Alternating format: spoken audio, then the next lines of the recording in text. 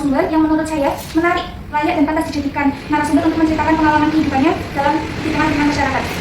Di sini ada Pak Camat Siswanto selaku Camat Sidoarjo. Sebelum kita mengetahui tentang perjalanan hidupnya, alangkah baiknya kita mengetahui diri dari beliau langsung. Silakan. Terima kasih. Assalamualaikum warahmatullahi wabarakatuh. Untuk identitas nama saya Siswanto, kemudian saya lahir di Sragen, masih orang Pekalongan seperti itu, dan di Pekalongan mulai tahun 2021. Dan saya kemudian bertempat tinggal di Aceh dari 2021. Mungkin Pak Isma sudah jelaskan sekilas dari saya dan identitas. Kemudian karena saya lahir di Sragen, kecil di Sragen, sekolah SD, SMP, SMA di Sragen. Orang tua saya sudah bikin guru dagang, ada kakak-kakak saya juga yang paling kecil untuk khusus seperti itu. Jadi kemudian juga dari kecil biasa diajar bapak saya kebetulan saat itu dari SD sampai saya lulus kuliah jadi ketua RT. Jelas masa saya melanjutkan sekolah di Dana Dinas Pemerintahan tahun 2001 di Pekalongan dan sampai sekarang jabatan terakhir di Camat Istilah memperkenalkan. Kalau untuk prinsip dan moto hidup Pak Siswanto apa? Kalau prinsip hidup seperti itu. Kalau moto hidup dulu, kalau saya lebih banyak menelusuri air saja. Air itu saya akan lebih banyak mengikuti arusnya saja. Kelly, tapi tidak Kelly. Mengikuti arus tapi tidak terhadap. Dan menurut saya air itu juga sangat cair dan beradaptasi yang bisa mengisi ruang apapun. Dan juga walaupun adalah air itu tidak keras, tapi ketika dengan terus menerus itu tetesan air juga akan bisa sesuatu yang keras bisa berubah ini kalau motor itu air tidak akan sesuatu yang berapa sebelumnya. Dari perjalanan hidup saya masa kecil sama orang tuanya ada beberapa hal yang mungkin fisikanya apapun kejadian apapun yang kita terima itu kan nasib kita terima dengan seapanya. Walaupun tentunya sebelum itu terjadi kita akan mengusahakan yang terbaik, kita akan melakukan yang terbaik, tapi kita akan terima apa adanya yang terjadi pada diri kita. Ini juga bisa menekankan saya sendiri bisa menekankan apa adanya itu sudah menjadi sebuah yang kata-kata yang dalam.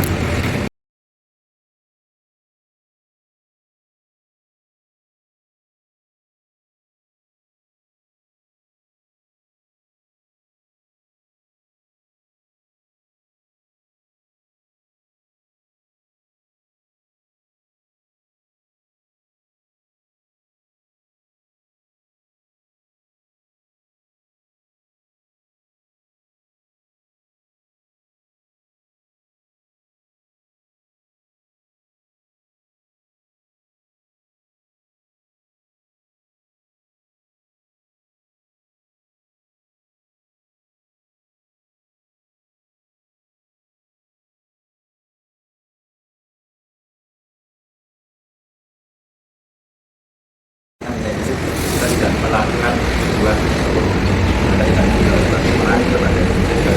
harus senantiasa baik terhadap kita sendiri, terhadap apa yang terjadi pada kita, baik terhadap pada orang lain. Anggaplah itu semua sebenarnya adalah baik, karena mereka tidak ada yang salah, tidak ada yang jelek.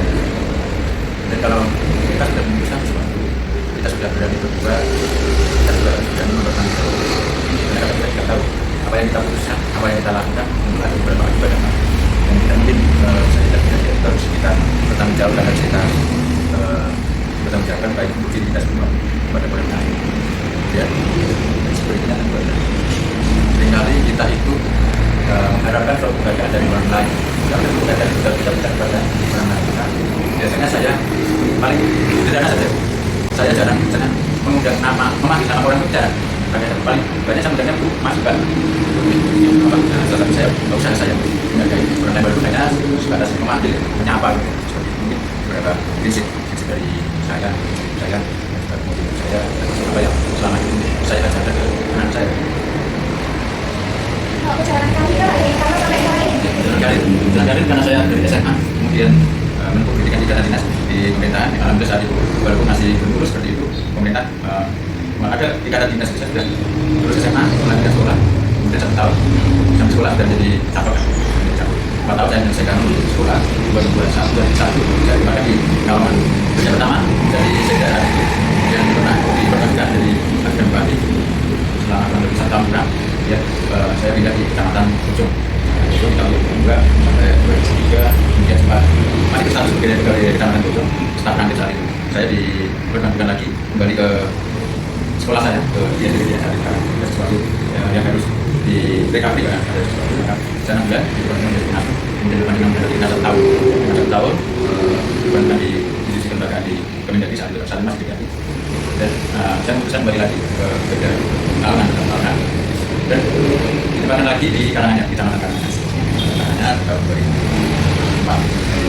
Saya sebagai staf sesi pemerintahan di Karanganyar ini ada beberapa pengalaman menjadi kepala KDP, 1 tahun kerja menjadi bendahara kantor, dan saya karena saat itu kasih pemerintahannya pensiun, saya lebih fokus dengan tugas sesi koordinator dalam sesi pemerintahan. Jadi tahun 2007 saya mendapat promosi kasih BM dan masyarakat di Kecamatan Barat kurang lebih 1,5 tahun, kemudian dipindahkan menjadi masih dari SPR di Kecamatan Kajen 2 tahun, lalu lama sampai 1 tahun, kemudian dapat promosi lagi kembali ke Kecamatan Barat dengan jabatan jenjang Kecamatan Barat juga saya 1,5 tahun di sana, kemudian 1 tahun di Kecamatan Barat dimutasikan menjadi kabin olahraga di Dinas Pemuda Olahraga dan Kawasan 2,5 tahun, di Bora 2,5 tahun dimutasikan lagi di Satpol PP menjadi kabin Tertiban Umum.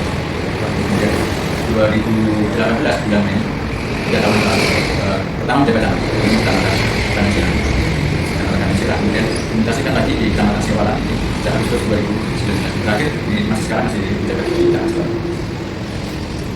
Kesan-kesan seorang pemimpin, Pak? Kesan dari seorang pemimpin, prinsipnya sebenarnya pemimpin itu kan dari kita sekolah juga sebenarnya jadi pemimpin, tapi itu saja di sekolah dari SD, SMP, SMA itu saya di posisi yang biasa saja gitu. Kemudian memang karena disekolahkan di SDPTN, kemudian mulai tadi kerja di kantor, dan belum masih generasi muda dan bagaimanapun sebenarnya sudah mulai kita harus memiliki teman-teman karena dipercaya walaupun masih muda, percaya buat teman-teman yang lain, baru merasa menjadi dipang-dipang tidak ketika menjadi kasih ya, baru sebagai kasih. Karena saat itu secara formil, kemudian kita mempunyai kalau bahasa di birokrasi punya staf. Kalau bisa menjadi pemimpin, tentu sebenarnya ya kita itu hanya mengelola teman-teman supaya kita bisa mencapai tujuan bersama.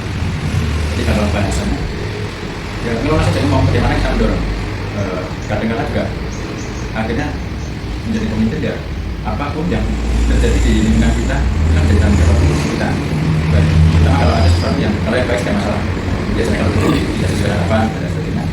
Nah, kemudian itu mesti dibagi dengan suatu tanggung jawab. Ada masukan buat staff atau bawahan, Pak? Ya, kalau untuk teman-teman yang di sini, satu lakukan semua dengan kalau tidaknya lakukan dengan ikhlas, karena apapun yang kita lakukan tentu yang kontribusi bagi kita. Saya selalu tidak bisa berdasarkan kita semua berdasarkan kita selalu belajar hal-hal baru, tidak harus dari sekolah umum, tapi apapun perkembangan zaman ini harus kita bisa menguasai ilmunya. Apalagi sekarang perkembangan sangat dan menghargai teman-teman yang lain, ya komunikasi yang baik menjadi kunci dari kita berhasil. Mungkin kali ini akan saya dulu ya Pak. Terima kasih banyak sudah melakukan waktunya. Semoga sangat diberikan kesehatan selalu.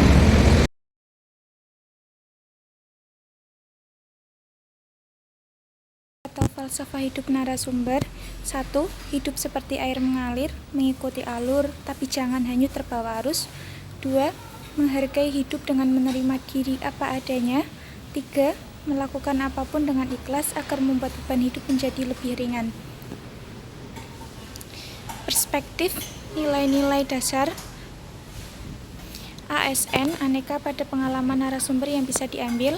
1. Akuntabilitas, indikator kepercayaan. Beliau adalah sosok yang dipercaya mampu memimpin walaupun usianya saat itu masih muda. 2. Akuntabilitas, indikator kejelasan. Beliau mengetahui kewenangan, peran dan tanggung jawab, misi organisasi dan kinerja yang diharapkan organisasi.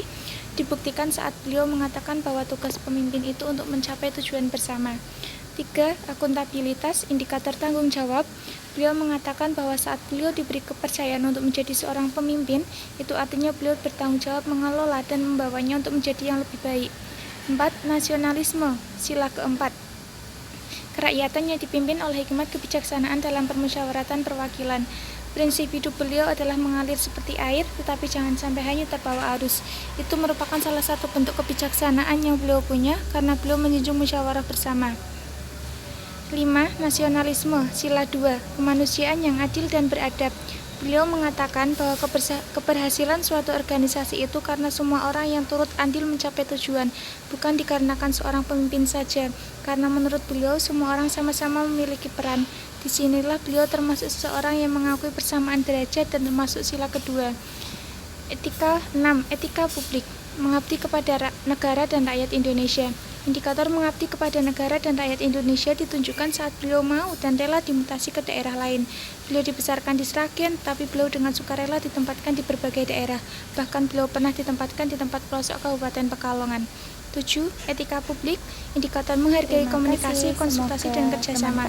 Pak Siswanto ini adalah sosok Pak Camat yang menurut saya sangat bijaksana. Di akhir sesi wawancara, beliau memberikan pesan untuk kita agar menghargai komunikasi yang baik. 8. Anti korupsi, indikator bekerja keras. Beliau adalah abdi negara yang bekerja keras, mulai awal kuliah di IPDN, diperbantukan menjadi ajudan bupati, menjadi operator KTP, dan bendahara lain-lain. Beliau juga mengatakan bahwa sebisa mungkin kita untuk selalu mengikuti perkembangan dengan cara belajar untuk menguasai teknologi yang semakin maju. 9. Anti korupsi, indikator jujur. Beliau menekankan untuk selalu jujur.